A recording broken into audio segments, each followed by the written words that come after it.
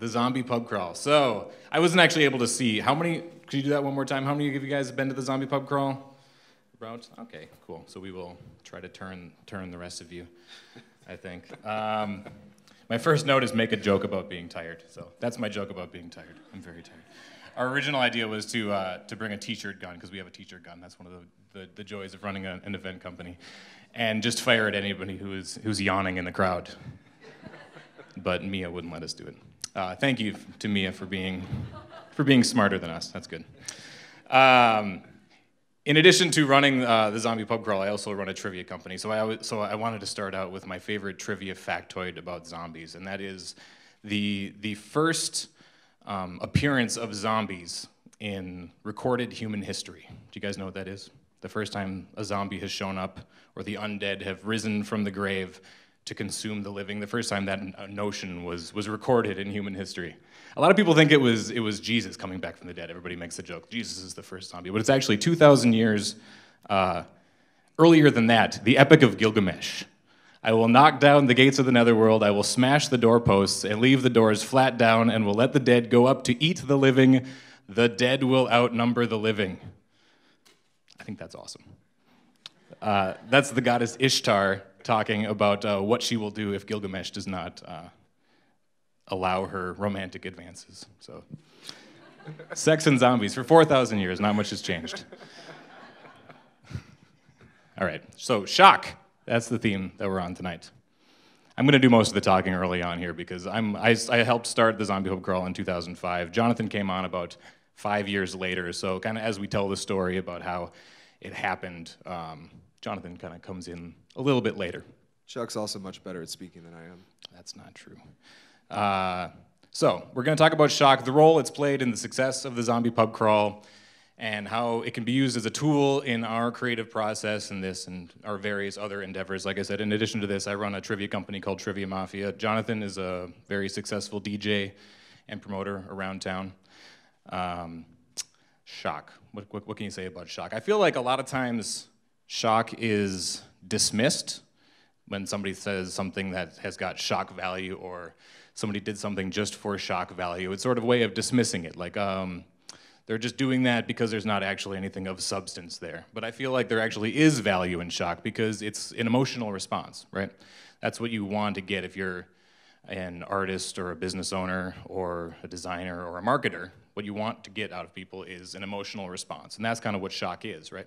It's surprise at seeing something that you've never seen before, something that is brand new to you. And I'm going to illustrate this by doing what I probably shouldn't do, but I want to show you a picture of my baby, because he's brand new and I can't avoid the temptation of showing up pictures of my baby. This is Otto. Yeah, I had this presentation. I just showed him all pictures of my baby the entire time. Yeah, it's a slideshow. It's perfect. This is Otto. He's 6 months old. He was born 2.5 months premature in April, so his whole life has kind of been a shock to him and to me. I know. This is how I'm reeling you guys in. And what's awesome, I mean, you guys out there who have kids can probably attest to this, but what's awesome about watching a kid grow with you is seeing how his moods and his emotions evolve. And at this point in Otto's life, like I said, he's 6 months old, he's got basically 3 emotions. And this is one of them. This is a good one. You don't see this one very often, but this is Otto just kind of being chill, kind of happy. And that's a good one. There's also this Otto face, super pissed off. I get that one a lot. And there's my favorite Otto face, which is the one I want to talk about today. I know, right? So we'll call this shock for today. This is Otto just kind of, he makes this face all the time, over and over again, every day, because it's his tiny little mind just being blown, right? Over and over again. He's learning new things. He's constantly amazed. And I feel like that's what you want That's the face you want people to make when you create something, right? You want people to be kind of astounded. You want to show people new things. Coincidentally, these are also the same 3 faces that Jonathan and I make over the course of the year organizing the Zombie Pub Crawl. Mostly this one. That's usually me. This is Jonathan, probably. That's Jonathan. Yeah, that's what I look like. But also that one. And so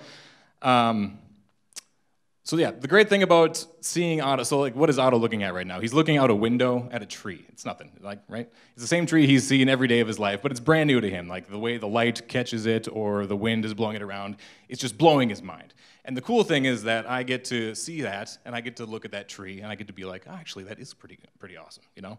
The way that tree's blowing in the wind, or the way the light's coming in the window, that's actually really cool, you know? I don't get to be the jaded 35-year-old that I usually am, where it's like, oh, is that all there is? I've seen it all before. I feel like now I get to look out the window and be like, oh, this is awesome. And I feel like that's really part of the reason why I think the Zombie Pub Crawl succeeded from the get-go when we started it in 2005, because the whole idea was to give people something that they had never seen before. And I know that doesn't really sound like it's true now in 2015, because something that has to do with zombies doesn't really qualify as new or something that people haven't seen before, because zombies are everywhere, right? There's a new zombie movie every week. There's a new zombie TV show. There's zombies everywhere. You guys are probably sick of zombies. Are you guys sick of zombies? I'm sick of zombies. But in 2005, it was not like that. I've got a graph to show you. I'm very excited about this graph. All right, so we started this thing in 2005, as you can see over here. Zombies are just a blip in 2005. Those of you who said, yes, you're sick of zombies, that's because of this giant zombie boon that we had over the last 5 years. But in 2005, that wasn't really the case. The first thing people always ask us is usually, how did you come up with this idea? And so this is kind of the story of how we came up with that idea. And a lot of people who ask us that, they kind of know what the Zombie Pub Crawl is now, and so they're like, how did you come up with this idea to have 30,000 people dressed as zombies? And that was obviously never the idea. The idea was just to be like, hey, let's kind of make something cool and underground and, you know, to see if anybody shows up. At the time, like I said, we weren't even really all that into zombies. I grew up in the 80s and the 90s. My whole experience with zombies is pretty much the Thriller video. I thought that was cool. I like the Evil Dead movies. Those were cool. But that was about it. Zombies weren't really a thing until about 2002. That's when 28 Days Later came out. That kind of reinvigorated the zombie genre. It made zombies fast. It was sort of an underground British movie. It was kind of cool. And then I think when people ask me how we came up with the idea for the Zombie Pub Crawl, as I was putting this all together, I kind of kept thinking about it. And I was like, when was the idea really hatched? And I think it comes down to this one scene in Shaun of the Dead. Have you guys seen Shaun of the Dead? So Shaun and his mates are going to the pub, right? It's British. I've never heard this story before, so. Have you seen the movie? Yeah, this is I have great. seen the movie. I get to educate you as well. So the zombie apocalypse is upon them, and they're all huddled in this backyard, and they're trying to get to the bar, and they realize that they can avoid the zombie horde if they all pretend to be zombies.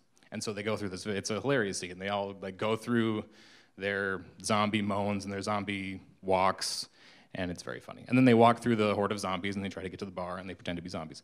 And so I feel like when I saw that, I started this whole thing with 3 other people, me, Taylor, Ken, and Claudia are their names. And we saw that movie, and it's impossible to watch that in 2004 and not be like, I want to see what it's like to be a zombie. And then you start walking around like a zombie, and you're like, oh, it's really fun. And so that's kind of where I feel like the idea was hatched. I don't know if we were like, let's do a zombie pub crawl right then, but it was like, actually, acting like a zombie is super funny. And the other things that were going on around that same time, and that was 2004, the light rail opened up in 2004 in Minneapolis, and there was a light rail pub crawl that somebody put on.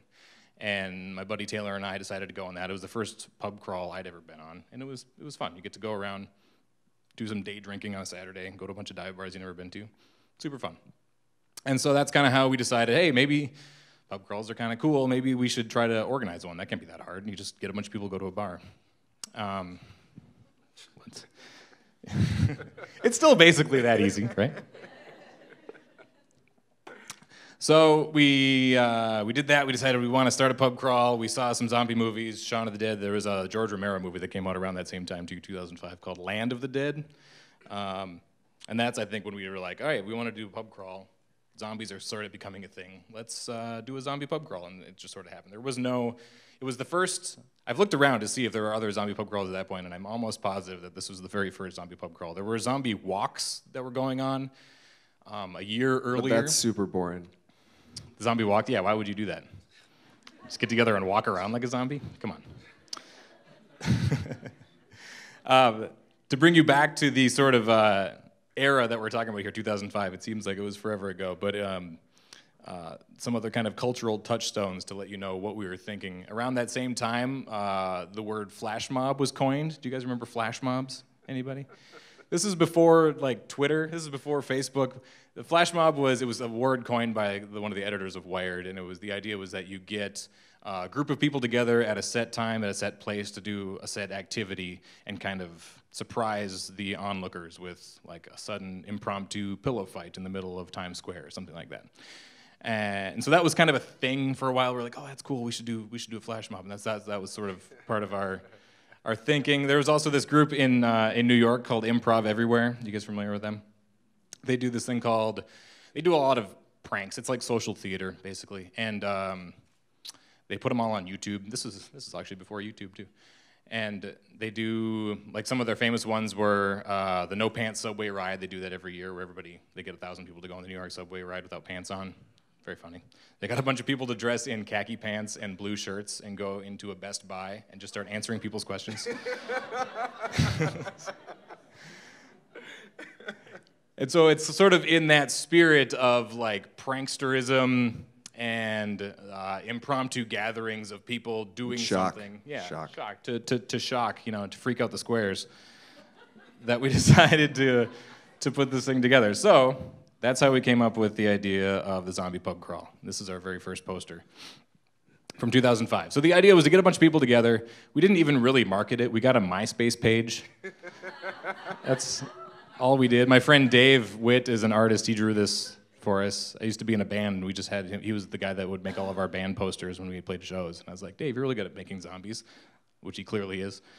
Dwit.com, if you guys ever need anybody to draw a zombie for you, Dave Witt is your guy. So yeah, we wanted to do it in Northeast because that's where we lived. We knew all the bars there, and we're like, that's a perfect place for a pub crawl. Let's get people to go to this park and dress like zombies.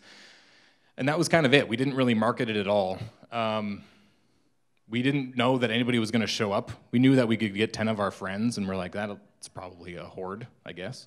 The whole idea was to make a zombie horde, something that, I mean, people had always seen in movies, but nobody's ever really seen in real life at that point, outside of like a Hollywood movie set. Nobody had ever seen a bunch of zombies in their town walking around, and I was like, oh, that would be very fun. And so when we were putting this together, we started thinking, how many zombies does it take to make a horde, to screw in a light bulb, to make a horde? And we came up with 15. We're like, if 15 people show up to this thing, that will probably look like a big horde of zombies. That'll be pretty cool, and then it'll be a success. So that was our goal, get 15 people, and we ended up getting about 150 people. So a smashing success, right? And it was awesome. We walked around Northeast like zombies during the day, Macelacks, stopped traffic. Everybody acted like a zombie. That was the best part about it. I figured people would show up as a zombie and be like, oh, this is a zombie party, we're just gonna look like zombies. But almost every single one of those 150 zombies acted like a zombie the entire night, dragging their feet around. It was super fun. All of the neighbors loved it. This was great. People were coming out and just pouring beer into the zombies' mouths. It was hilarious. So we went around, we went to like 8 bars. We felt like heroes. That was us at the end of the night. That's Taylor on the left there. Wow. I know. That is insane. It really shows you how old this is. Chuck asked me earlier if I liked the photo of Taylor, and I actually did not even know that was Taylor when I looked at this earlier. That's how different he looks. That's insane.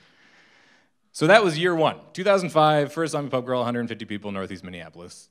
Pretty fun. We all had day jobs at the time. It was just like a whim. We didn't even know if we were ever going to do it again. I guess we did call it the first annual, so we had an idea that we were going to do it again because thought it was a pretty good idea, but we had no idea that it would become what it became. And so now I'll just flash forward to last year, 10 years later, 2014. This is in downtown Minneapolis. This is a little promo video that we made out of a bunch of footage that we shot at Zombie Pub Crawl last year. So those of you who've never been can see kind of what it's like.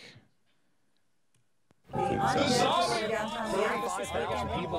us getting ready to party during the 10th annual Zombie So Pub big Crawl. that it broke a Guinness World Record. Crazy. There's just bodies everywhere.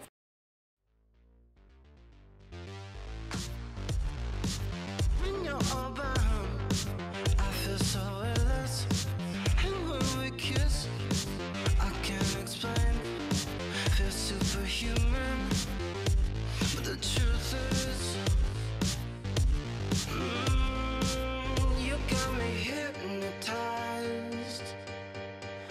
I'm feeling so obsessed with you. You left me paralyzed. Now I'm stuck. You got me stuck.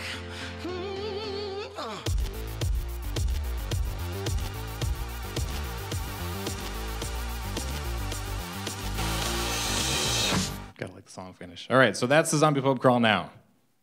A lot different, right? Pretty crazy. So the question is, I guess, how do we go from 150 people in 2005 to 30,000 people? I guess that was 27,000 people that year. And a Guinness World Record for the most zombies in one spot. The fact that that world record even exists is weird, but... It was actually between, there's like 2 different world records for zombie stuff, aren't there? Mm-hmm. And then there's the world's largest pub crawl, but that one, that's a pain in the ass. You don't want to try to get that one. We call ourselves the world's largest pub crawl too, but it's very difficult to get these world records, so we just went for the one. It's good enough. Chuck has a lot of opinions on Guinness. I'll get to that later. So how do we do it? I mean, I feel like the first few years, to get back to this theme of shock, the first few years, the concept itself was kind of good enough to get it going. That first year, 150 people went, and they had a great time. One guy came up to us afterward at the very last bar and said it was the greatest day of his life, and he gave us a hug. And people love the Zombie Pub Crawl. And so they went out and told 2 or 3 of their friends, and then the next year, 500 people came. And so it happened like that. Every year, we didn't really change anything. We changed the venues a little bit, but each year we were just like, these are the bars. You guys go to the bars and dress like zombies. And that was kind of it. We didn't charge money to go. We didn't make any money. We didn't do any planning. We didn't get any permits.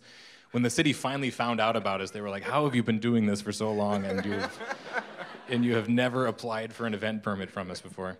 So it was all just very fly by the seat of our pants for about 5 years. And so every year, attendance doubled or tripled until about 2010, when we finally brought Jonathan on to kind of bring some sanity to what we were doing, because we were not event planners. I worked at a newspaper. I didn't really have time to do all of this stuff. I just kind of liked how fun it was. But eventually, thousands and thousands of people started coming. And what also started happening was there were a lot of other zombie events going on around the country too, and people would always email us every year. We would get 10 or 12 emails from people around the country that wanted to start their own zombie pub crawl, and they would ask us for tips, and eventually we would give them tips. And eventually we stopped giving them tips, and we just trademarked zombie pub crawl, because we were like, actually, screw you guys. So, Mine. But also one of the things that happened was that it started to become just sort of the same event over and over again. For the first few years, the most shocking thing about it was that it just kept getting bigger and bigger. And eventually the crowd was like 5,000, and you're like, wow, that's a zombie horde, that's shocking. And then it was 10,000, you're like, wow. But then eventually, it became like, oh, here's a zombie pub crawl again. Suddenly, zombies are everywhere. Suddenly, dressing up like a zombie isn't this new thing, cool, but what else you got for me? And so I feel like one of the reasons that we've succeeded as an event is that we were able to kind of revitalize it every year, which is kind of funny, because revitalize, you think about that word, it means bring something back to life. And so I feel like what we did was we found ways of taking this idea of shock and making it new and giving people something new that they hadn't seen every year, and kind of keeping it sort of fresh, keeping this festival of rotting dead people. Yeah, keeping it fresh for us, because I feel like the thing that happens is when it's the same event for 11 years, you get to this point where you're like, zombies, yeah, we've done that before, but we're like, what about this? What about this? Mm-hmm. I think... you want to be open to shocking yourself. Yeah. How about that? Huh? Yeah, there we go. So how do we do that? This is actually very funny. So every year, zombie season kind of starts for us around February or March. We take a couple of months off to recuperate and lick our wounds and whatnot. And work on the afterwards. Santa Crawl. Check it out. Yeah, stpaulsantacrawl.com. And then in February or March, we all get together again, and we have a meeting that we call the Hopes and Dreams meeting. So, hopes and dreams. And it's very cheesy. But This is like my favorite. This is my favorite meeting that we have because we're super positive. Because it's been a couple months, all of us are in a great mood. We're just like, this is going to be so much fun this year. we forgot about all the mistakes we made the previous year. Because every year, so that's the thing about doing an annual event, you always are going to make mistakes, but you can't fix your mistakes until 12 months later, at which point you've probably forgotten about them anyway, and you're just doomed to repeat them, which is what we do every year.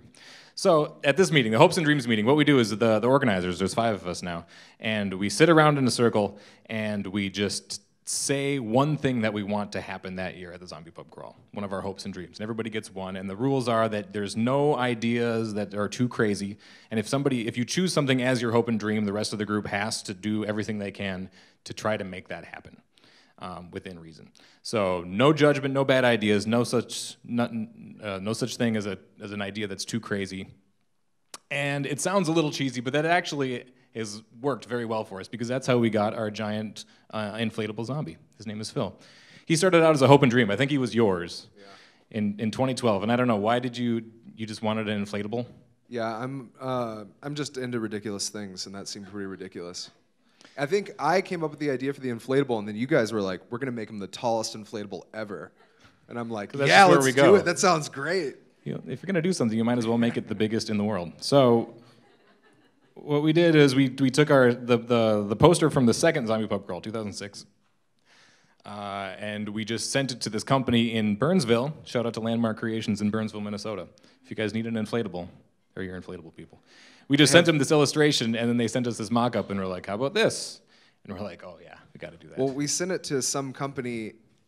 I forget where it was, but there was a company the first time that gave us one that was 100 feet tall and actually had the arms up.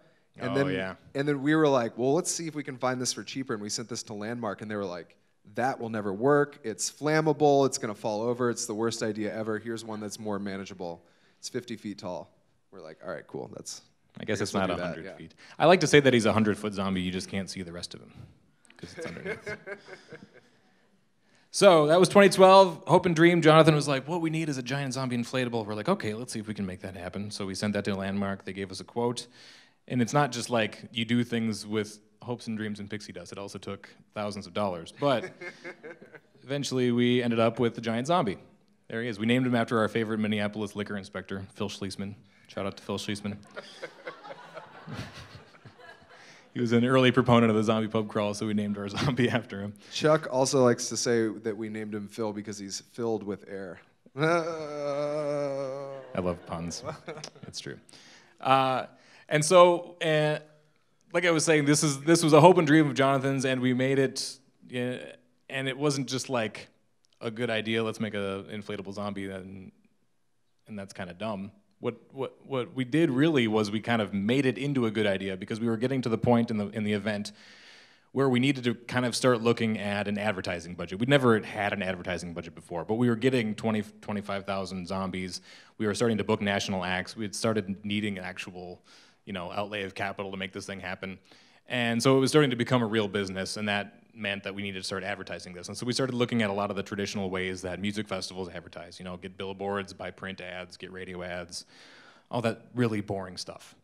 And we're like, billboards suck. We don't need a billboard. Let's make a zombie and then make it so that we can put him on top of a building. That's why we made his guts hanging out at the bottom here. So you could put him on a building and have his guts fall over the side of the building. It's very, very poor taste. I can't believe anybody's ever let us do that.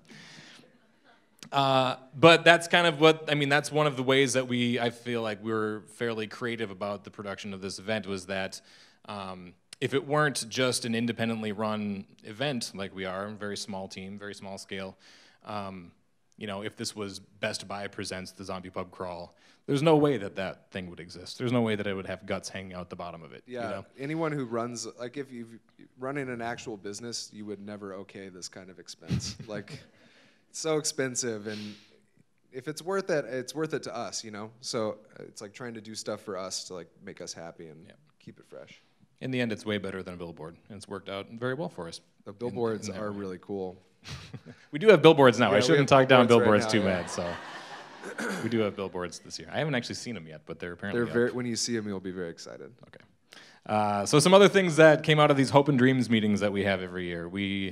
In 2011, we decided that we wanted to go into another city. I think this was one of mine, because I was getting very sick of these Minneapolis city meetings where they kept telling us what we couldn't do, and you can't do this, and you can't do that. And I was like, we've got 30,000 zombies, we got to put them somewhere. And so that's why we decided, okay, let's start going to St. Paul as well as Minneapolis. We don't do this anymore because, in retrospect, it wasn't actually that great of an idea. But this year it was pretty awesome, and it was a hope and dream that we made happen. This was also the year that we started really focusing on live music and booking national acts. We had 2 live crew, and Andrew WK played in Mears Park. And what else did we have going on? A ton of stuff. The White Iron Band. The White Iron Band. Over there. That was also one of the things we wanted to do to kind of set ourselves apart. This was around the time that a lot of other zombie pub crawls were starting to pop up around the country, and we just wanted to set ourselves apart from them in ways that, you know, they weren't doing. A lot of people weren't doing live music. They weren't charging a cover and using that revenue to give people porta potties and cover the event with insurance policies like we have to do now. There was one year where we didn't. The year before we started renting porta potties was very illustrative of what happens when you have 10,000 people drinking beer and not giving them porta potties. I'll let your imaginations run wild with that one. Shocking. Shocking, exactly. Shocking. What else? Hopes and dreams. This is a good one. One year, I think this is another one of yours. You have the best hopes and dreams, probably. Jonathan was like, we need our own beer can. I was like, why do we need our own beer can? I don't even know how you came up with that idea. It's just a great idea. It is a great idea. That's what I do. I can't help it. And then I think Claudia is the one who came up with the name. She's like, let's talk to Grain Belt and call it Brain Belt. Yep. And we're like, okay, well now we have to do it because that's such an awesome idea. And so lo and behold, we kind of made that happen. We worked very closely with a liquor distributor called J.J. Taylor, who worked with Shells, who owned Grain Belt, yada, yada, yada. We had a lot of meetings, and eventually we got them to make this can for us. And I feel like we've done that every year since then, too, because it's become a very sort of beloved part of the pub crawl from all of the Zombie Pub Crawl fans that come every year. This is one of the things they really look forward to every year. And it gives us a chance to kind of use this artwork to get DeWitt's artwork out there and to get our name out there. It's in liquor stores now as well as just the bars where the Zombie Pub Crawl is, and so people are seeing it all over the place. And it just looks awesome. I think it's a fun souvenir for people. Yeah, it's something I can also show my parents, and they can understand that. I'm like, we do this big zombie thing, and they're like, I don't know. I'm like, but we made a beer. They're like, wow, that just seems impressive. My parents still have no idea what I do. All right, so we got our own beer can. That was a couple years ago. We also did a zombie charity run. That was a hope and dream one year. We're like, what else can we do? What can we do for the kids? That was mine, yeah. So that was fun. We raised some money. We had about 1,000 zombies come. It was 1,000 runners. We divided up between survivors, humans, and zombies. We had the humans start, and then we had the zombies chase them 2 minutes later. And it was a 6.66K. That was the best part about the whole thing. It was 6.66K. We actually had people message us, be like, this is appalling. Yeah. I'm shocked. Yeah? They were like, we're going to boycott this. Like, I cannot believe you'd use that number. We were like, don't come. Okay. we tell people that a lot when it comes to Zombie Pub Crawl. Then don't come. That's fine. We had, I think this was maybe Taylor's. We said, he was like, you know what we need? We need Mayor Ryback. This is back when Ryback was the mayor. We need Mayor Ryback to declare Zombie Pub Crawl Day in Minneapolis. And it didn't work the first year that it was this open dream, but the second year we finally got it to happen. And we got him to show up dressed like a zombie, drink a brain belt on stage, and give his official decree that it was Zombie Pub Crawl Day in Minneapolis. He also threw blood on the people. Yeah. He was the best mayor, isn't he? God. That same year, I think this is another one of mine. I was watching the Nathan's hot dog eating contest on national television, and I saw Joey Chestnut eat a bunch of hot dogs, and I was like, we got a zombie event. We should have a brain eating contest. So that year, we had the first World Brain Eating Championship. That's Joey Chestnut. Do you guys know anything about competitive eating? Joey Chestnut on the left. He beat Megatoad, Matt Stoney, who is now currently the #1 eater in the world, by half a brain taco this year. It was very edge of your seat entertainment there. So we do that every year now too. Kobayashi is going to be at the event next week, eating brain tacos. And if anybody wants to eat against Kobayashi, you can sign up on our website to go up there and be in the brain eating contest. You have to eat brain tacos. They're actually not that bad. So like I was saying, these are all very fun things, and it kept us invested in this event. Like I said, we're not really all that into zombies, but we like big things. We like doing complicated things and making things fun. We like spectacle. Yeah, and so we like revitalizing things, making things fresh every year. And this is just kind of the ways that we've done that. We've really tried to make it so that it's not just the same old event every year. We don't want people getting sick of the zombie pub crawl. That's an impossible task because people are sick of the zombie pub crawl. It's just going to happen.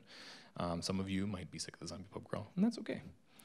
I think you're projecting. You're probably right. And then the last hope and dream that we finally pulled off, the Guinness World Record attempt that we did last year. We've done this twice now, and we were going to do it. We talked about doing it last year, and then we decided that maybe we didn't want to do it because it's a big hassle. You don't just call Guinness and be like, "Hey, we did it. Give us a certificate." You have to count everybody. You have to give. They charge you $8,000 just to get this thing. Emily from the Socialites can attest to how much work it is. Yeah, it's a ton of work. We had them do it the first time, and then we had an auditing firm do it for us this past year. It's insane. And so because of that, we were like, okay, this is the second time. We got the record in 2012. In 2013, Zombie Walk in New Jersey got it back from us. And then we were like, should we do it again? I don't know. I don't know if we should try. It's going to be a lot of money. It's going to be a lot of work. Do we really need it? We already did it once. And then we were like, we're moving to downtown for the first time last year. We've got this big enclosed space. Let's just do it. What the heck? And we didn't really think that much about it. I was like, this will not stand. We will take that back from them. Chuck's like, it's a lot of work. I'm like, we got to do this. Oh my gosh, we cannot let these people have this. Jonathan didn't do much of that work. None of it. But in the end, it was very worth it, and I'm very glad we did it because what I realized is that it was just another thing for people to talk about. That's one of the things I try to do every year when we're coming up with ways of making this event fresh and new for people is just give them something to talk about, more than just you go and you dress like a zombie and you drink a beer and blah, blah, blah, whatever. There's got to be other stuff for people to talk about, and this was especially that because people love being involved in something like this. It makes the people who go to Zombie Pub Crawl feel like they're involved in something special. And it makes them all, a lot of people were very proud to be like, I was one of those 15,000 zombies that got this record. And it also gave news outlets something to talk about afterwards, and that was huge for us. The day after Zombie Pub Crawl, every newspaper in town, a ton of them in the state, nationwide, there's one, I think the Guardian in the UK had an article about us getting this Guinness World Record. And that wouldn't have happened if we hadn't tried to do this. It would have just been another, like the Star Tribune probably would have said, there was a bunch of zombies downtown, like they do every year. But this gave them like a new talking point, something else to talk about. And we just got a ton of stuff out of it. And so, not all zombie events do this, right? A lot of zombie events are just, hey, dress like a zombie and go out. So I'm going to bring up that graph again, because if you'll notice, there was a big boom, but we're at the end of that boom now. Zombies are kind of going down. That makes sense. A lot of people are getting sick of zombies. As a zombie event, that's a little concerning to us. We're like, well, are people going to still come? And they do still come, but that's not always the case. There's two big zombie events. The other two biggest in North America probably are the Zombie Walk in Toronto, which is the first one. They've been going since 2003 or 2004. And that New Jersey one that I talked about earlier that had gotten the world record from us, they both canceled this year for the first time, just because they're all volunteer run. They run on the passion of volunteers and the passion and enthusiasm of the crowd for zombies and the horror genre in general. And there's still a lot of enthusiasm for that, but it's waning, and I think after 10 years that gets to be a little tiring, If we were doing this on a volunteer basis, we probably just wouldn't do it. But we made this into a business, we kind of made this into a career for ourselves, and we found ways of making it not just a zombie event where you go and you dress up like a zombie, and it's not just for zombie enthusiasts. You don't have to be a big George Romero fan to go to the Zombie Pub Crawl. You just want to go and have a good time and do something that you've never done before. And I feel like that's what it's become. Yeah, it's just a giant party. We try to make it as much of a party as we can. Yeah, I mean, we effectively tried to we didn't take the zombie out of it, but it's not just about being a zombie anymore. It's more like, Mardi Gras. You want to go at least once in your life and go check it out and see what it's like to be, in a horde of 1,000 zombies. So, and I feel like the fact that we made it a business is a big part of why it's worked out too. So I'm going to use that as a segue into our final comments here. We're going to wrap up. Because like we said, I think it's important to not just try to shock other people. That's fun. But also open yourself to shock as well. Make your auto face every now and then. So we're going to end with a couple of things that still shock us about the Zombie Pub Crawl. 11 years doing this, and I think I am still fairly surprised every year by a lot of things about it. And the first, and I think probably most shocking thing, is that we've actually been able to make this our job. That's me and Jonathan, eating brain tacos. They're good. They're actually really good. You can't think about them having brains in them when you're eating them. Otherwise, that kind of ruins it. But they're very tasty. They're okay. I don't know. Yeah, so we made this our job. We basically turned a hobby into a career. We have other careers as well. Like I said, Jonathan's a DJ. I do trivia stuff. Trivia empire. I'm a trivia emperor. But this is a big part of what we do now. It's not just a hobby, and I think that's one of the reasons that it has become or has remained successful. And a lot of people are like, "Oh, cool! They use that Joseph Conrad cliche. You followed your bliss. You made your hobbies your career." And this is not our bliss. We did not follow. This is not what I would call a lifelong dream. We followed opportunities is what we did. We realized that we had this event that was very popular. We had thousands of people into something. We're not that into zombies. I don't really care about zombies. But what I do like to do is throw big events, big challenges, new things, spectacle, and that just gave us the opportunity to do that. And it'd be stupid not to keep doing that if we had the chance to. So that's shocking thing number one. Shocking thing number two, the things you can get if you just ask for them. I'm always shocked by this, and I feel like that's a Minnesotan thing because I'm Minnesotan, and people are always kind of afraid to ask for what they really want. Jonathan is from Texas. I ask. He has no problem at all asking for everything. Yeah, those of you that know me know that I have no problem asking for things. And that's probably the biggest thing he's brought to this event since we brought him on board. So one of the things we ask people often is, can we put our 50-foot zombie on top of your building? Most people say no. 99% of people say no. Sometimes they say yes. The Holiday Inn said yes for some reason. And so we got to put our zombie on their roof, which was incredible. This is right next to 35W. And they were getting phone calls from angry mothers whose children were crying in the car because of the zombie they just saw. They were like in transition. Somebody else had bought them, so they just didn't care. And they were just like, sorry, there's nothing we can do about it. He's just up there. And I'm like... They would call me and like tell me about how like rude they were to people that were like upset about the zombie. They were like, "This is so funny. We were so mean to him." I'm like, "All right." Some of the other things we've asked for that we've got amazingly. One of my favorite Zombie Pub Crawl stories is when we were sitting with a sponsor, Vitamin, R.I.P. Vitamin. I hope we didn't have a hand in that. They were our print sponsor for a long time, and one of the first times we sat with them, we were kind of outlining how that sponsorship was going to go. And normally the way it works is you buy an ad, and then they give you a free ad. And then they put up some banners and blah, blah, blah. There you go. You're a print sponsor. And so like, you guys want to do that? And Jonathan just said, we are not going to buy anything from you. And then he said, you are going to give us both of the inside pages of Vitamin to do whatever we want with, to print our map. And you are going to let us put a Zombie Pub Crawl poster on every Vitamin rack in town. And they were just like, we have never done that for anybody. And my favorite response, Jonathan just looked at me and he goes, isn't that exciting? We get to do something that nobody's ever done before. And they went for it. I have no... And now they're dead. But, sorry, Vitamin. So yeah, just, ask for outrageous things. I was sitting at a table and I was like, God, this is so embarrassing. He's being such a jerk to these people. And then they were like, okay, let's do it. I was like, oh my God, okay. Isn't this exciting? That's why Jonathan handles all of our sponsorships now. Shocking thing number 3 about the Zombie Pub Crawl. Some people don't like the Zombie Pub Crawl. I know, it's shocking. Say it. They're haters. Yep, there we haters. Go. Haters gonna hate. Maybe that shouldn't be shocking, but it is because I think hating things is a waste of time and energy. I often say that we're the pedal pub of events. Do you guys know about the pedal pub? Their laughter says yes. We're very divisive for some reason. And I don't really get it. I live in Northeast, I see the pedal pub all the time, and I feel the same way about the pedal pub. I don't really want to go on the pedal pub, but I don't care if other people are on the pedal pub, going past my house, wooing. I don't care. They're having a good time. Why Always do I care? wooing. So much wooing. People woo a lot at the zombie pub crawl, too.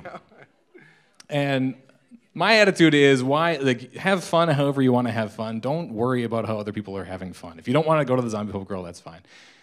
You don't have to go. But a lot of people really hate the zombie pub crawl, and I feel like I've come to terms with that now in my years doing this. But for a while, it was very like I would read Facebook comments and be like, oh, why are we doing this? So many people hate this.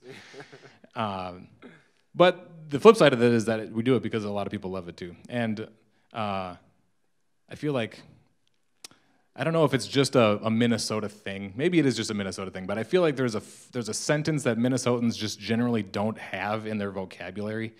And so if you guys take anything away from this event today, or this talk today, I want you to take away the phrase, "It's not really my thing, but good for them." Next time you see something that you don't want to do, but other people do want to do, just say, "Not my thing, but good for them." Let me just say that's my favorite thing of this entire... Going through this slideshow, I was like, this is amazing. This is my favorite part. That's the new motto of Zombie Pub Crawl. CPC 12, not my thing, but good for them. And I mean, a lot of you guys probably don't have this problem, but I feel like a lot of people out there do. They're very concerned about how other people are spending their time and having fun, and why? Why do that? There are a lot of people out there that are enjoying this, and that's the shocking thing, the last shocking thing, the most shocking thing is that people really do love the zombie pub crawl. Still to this day, we've done this for 10 years, and every year people come up to us and tell us that it's the most fun they've ever had. And that's, if anything is going to revitalize you and make you want to keep doing something, it's hearing stuff like that. So there we go. People love the zombie pub crawl. Do you have any final comments, Jonathan? No, you did a great job. Oh, thanks. That was probably the best thing I've ever seen. This is the best thing. This is the first time we've ever done anything like this. So thank you.